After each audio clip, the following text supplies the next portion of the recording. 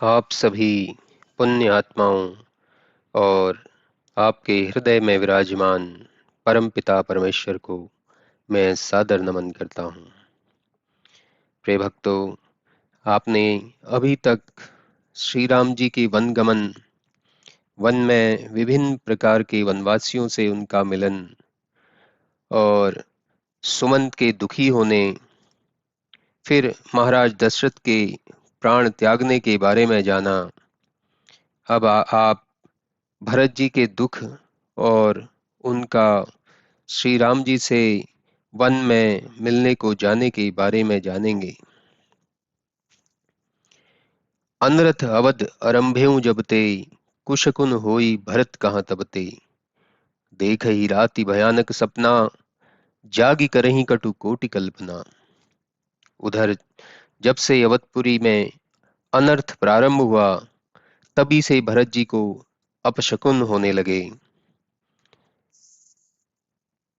उसकी शांति के लिए वे ब्राह्मणों को नित्य भोजन कराकर दान देते और मन ही मन शिव जी को मनाते थे कि हमारे माता पिता, भाई और कुटुंब सब लोग सुखी रहें। इस प्रकार भरत जी मन में विचार ही कर रहे थे कि दूतों ने पहुंचकर सब समाचार कहा। तब गुरु जी की आज्ञा सुनकर भरत जी भगवान शिव का ध्यान कर वहां से चल दिए। पुनः अपने घोड़ों को वायु की गति सदृश हाँक कर नदी, पहाड़ और जंगलों को लांघते चल दिए। कुछ कहा नहीं जाता, हृदय चाहता था कि उड़कर अयोध्या में चलूं। भरत जी का एक क्षण एक वर्ष के समान व्यतीत होता था। इस प्रकार वह अयोध्या के समीप पहुंचे। अवधपुरी में बैठते ही बुरे शकुन होने लगे।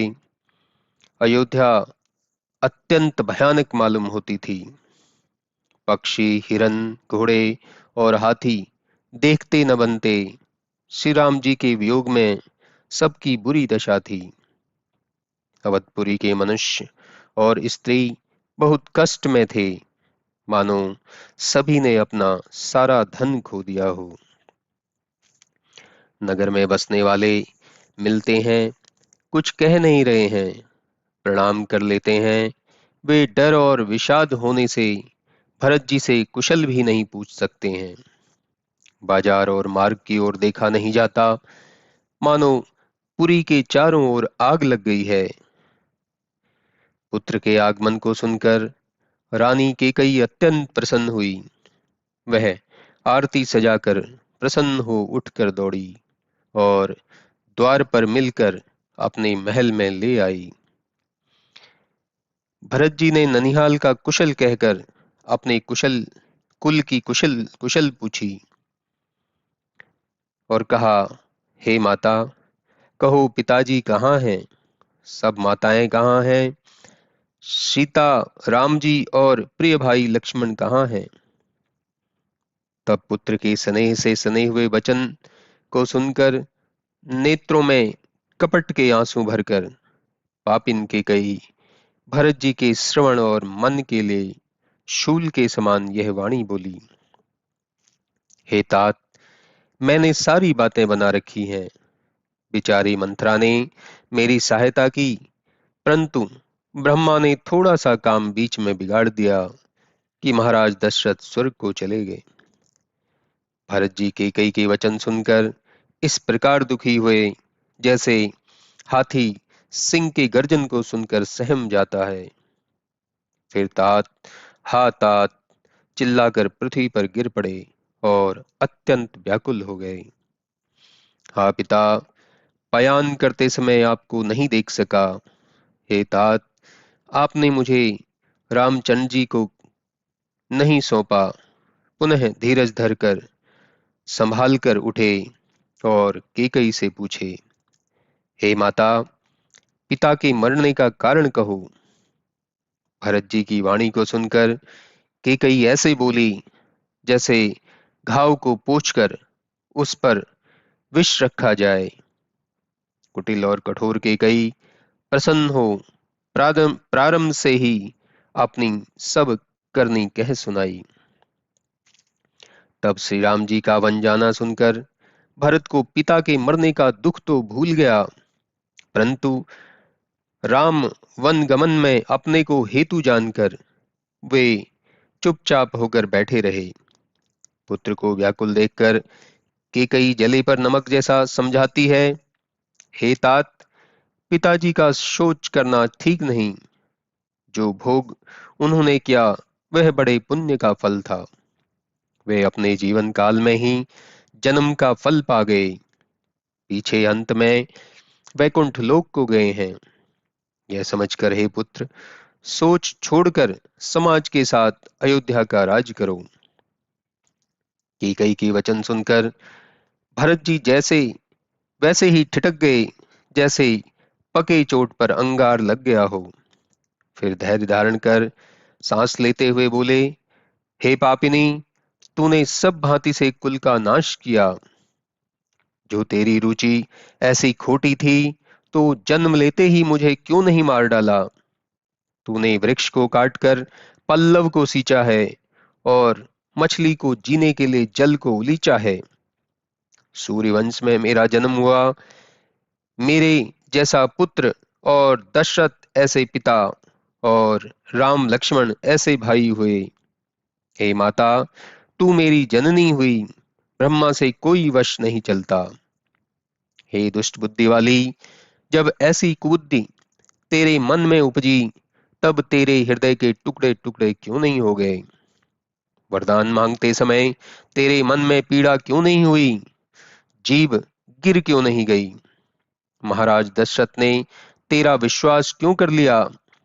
मरते समय ब्रह्मा ने उनकी बुद्धि क्यों हर ली।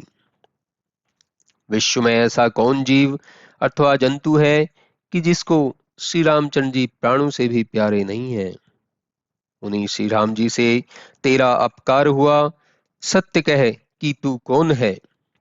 जो कुछ भी हो, तू अपने मुख में कालिख लगा, मेरी आंखों से ओझल होकर बैठ। तेरे जैसे राम विरोधी हृदय से विधाता ने मुझे उत्पन्न किया, इसलिए मेरे समान पापी कौन है। किंतु तुझे तो कुछ कहना ही व्यर्थ है। फिर दोनों भाई भरत और शत्रुघ्न माता कौशल्या के पास चले गए। श्री कौशल्या जी भरत को देखकर उठ दौड़ी, बेहोशी आने के कारण पृथ्वी पर गिर पड़ी। यह देख भरत जी बहुत दुखी हुए और शरीर की सुधि भूलकर उनके पैरों पर गिर पड़े और कहने लगे, हे माता, पिताजी कहाँ हैं और सीता और श्री राम जी लक्ष्मण जी कहाँ हैं। इस संसार के बीच कैकेयी ने क्यों जन्म लिया। यदि जन्मी तो बांझ क्यों नहीं हुई, जिसने मेरे समान कुल कलंक की द्रोह करने वाले पुत्र को जन्म दिया। हे माता जी, मेरे समान जगत में कौन अभागा है जिसके कारण आपकी यह दशा हुई। पिताजी सुरधाम को सिधारे, रघुवंश में श्रेष्ठ श्री राम जी वन को गए। इन सब अनर्थों का कारण केवल मैं हूं। मुझे धिक्कार है कि मैं बांस के जंगल के लिए अग्नि रूप हुआ, कि जो जलन दुख और पाप का भागी हुआ। श्री कौशल्या जी भरत के ऐसे वचन सुन संभल उठी और उन्हें उठाकर हृदय से लगा लिया। उनकी आंखों से आंसू गिरने लगे।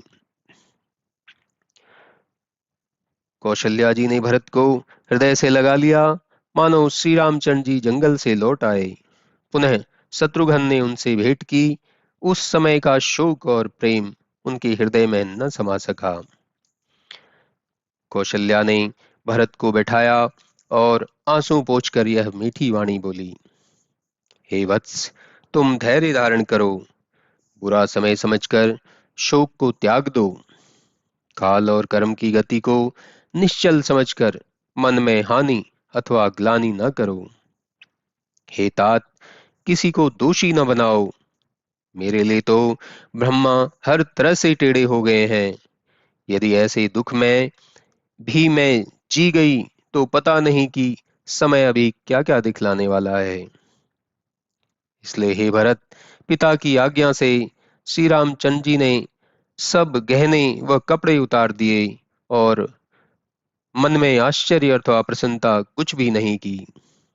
मुख पर प्रसन्नता, मन में न तो प्रेम न द्वेष, हर प्रकार से सब लोगों को संतुष्ट कर वे वन को चले गए। यह सुनकर सीता भी साथ गई और राम के चरणों में प्रेम के कारण रुकी नहीं। राम के वन गमन सुनकर लक्ष्मण ही उनके साथ लग गए और वह भी ना रुका। फिर श्री रामचंद्र जी सबको प्रणाम कर सीता और लक्ष्मण के साथ वन को चले गए। राम लक्ष्मण और सीता वन को गए, न तो मैं उनके साथ ही गई और न तो अपने प्राणों को ही भेजा। यह सारी घटना मेरे नेत्रों के सामने हुई हुई, पर हा अभागा जीव इस देह को नहीं छोड़ता। श्री कौशल्या का यह वचन सुनकर भरत के सहित सारा रनिवास और राजा के घर के नौकर चाकर व्याकुल हो गए। मालूम पड़ता था कि वहां शोक का घर बन गया है। भरत जी ने भी वेद और पुराणों की कथाओं को कहकर तब माता और सबको समझाया और दोनों हाथ जोड़कर छल रहित सुंदर और पवित्र यह वचन बोले। हे माता, जो पाप माता पिता और गुरु के मरने से होता है, जो पाप गौशाला को जलाने से होता है, जो स्त्री और बालक के मरने से होता है, और जो राजा को जहर देने से होता है, संसार में जितने बड़े बड़े और छोटे छोटे पाप हैं, जो मन वचन और कर्म से होते हैं, जो पंडितों ने कहा है, हे माता, वे पाप हमें लगे यदि श्री रामचंद्र जी के वन जाने में अगर मेरी थोड़ी सी भी राय हो तो। जे परिहर परिहर चरण भजई भूत गण घोर, तिनकी गति मोहि देव वेधी, जो जननी मत मोर। जो लोग शिव और विष्णु के पैरों को छोड़कर पिशाचों की अथवा बुरे लोगों और अधर्मियों की सेवा करते हैं, उन्हें जो फल प्राप्त होता है, विधाता वही फल मुझे देवे यदि मेरी राय श्री रामचंद्र जी की वन जाने में हो। बेचहि वेद धर्म दुही लेही, पिशुन पराए पाप कही देही। कपटी कुटिल कलह प्रिय क्रोधी, वेद विदूषक विश्व विरोधी। जो वेद की बिक्री करते हैं, धन लेकर कन्या का विवाह करते हैं, जो छली और टेढ़े हैं, कलह ही जिन्हें प्रिय है, जो वेद की निंदा करते हैं और सारे संसार की बुराई में लगे रहते हैं। लोभी लंपट लोल लबारा, जे तकहीं पर धन पर दारा। पावों में तिन कर गति घोरा, जो जननी यह सम्मत मोरा। जो लालची गुंडे चंचल और लबार हैं, जो दूसरे के धन और पराई स्त्री को बुरी दृष्टि से देखते हैं। हे माता जी, यदि इसमें मेरी राय हो तो उन्हीं लोगों की सी बुरी गति मुझे मिले। जो नहीं साधु संग अनुरागे, परमारथ पथ विमुख अभागे। जो न बजई हरि नर तनु पाई, जिन्हीं न हरिहर सुयस सुहाई। जो अभागे हैं और सज्जनों के साथ में मन नहीं लगाते और परमार्थ के विपरीत चलते हैं, जो मनुष्य का देह पाकर भगवान का भजन नहीं करते। तजी श्रुति पंथ बाम मगु चलही, वंचक विरचि वेश जग छलही। तिनकी गति शंकर मोहि देऊं, जो जननी यह जानो भेऊं। जो वेद के रास्ते छोड़कर वाम मार्ग एक पंथ अथवा उल्टे मार्ग से चलते हैं और जगत को धोखा देते हैं, यदि यह वेद मैं जानता हूं तो शिवजी उनकी सी गति मुझे देवें। इसी भांति सच्चे और सरल स्वभाव से ही भरत जी के सीधे वचन सुनकर श्री कौशल्या जी बोली, हे तात, तुम सर्वदा मन वचन और देह से राम जी के प्यारे हो। हे पुत्र, तुम्हारे लिए राम प्राणों से प्यारे हैं और तुम उनके लिए प्राणों से प्यारे हो। चाहे चंद्रमा से विष टपकने लगे, बर्फ से आग निकले और मछलियां जल से विराग ले लें, और चाहे ज्ञान होने पर मोह का नाश न हो, परंतु हे भरत, तुम राम के विरुद्ध नहीं हो सकते। जगत में जो कोई इस कार्य में तुम्हारी सम्मति कहेगा वह स्वप्न में भी सुख नहीं पावेगा। यह कहकर कौशल्या जी ने भरत को हृदय से लगा लिया और उनके आंखों में जल भर आया। इस प्रकार बहुत विलाप करते हुए बैठे ही बैठे सारी रात्रि चली गई। तत्पश्चात वामदेव और वशिष्ठ मुनि आए और सब महाजनों को भी बुलाया। वे ऋषि बहुत प्रकार से भरत जी को परमार्थ का उपदेश देने लगे कि हे तात, मन में धीरज रखिए और यह कार्य कीजिए कि जो आज करना आवश्यक है। तब गुरु जी की बात सुनकर भरत जी उठ खड़े हुए और गुरु ने उन्हें सब कार्य करने को कहा।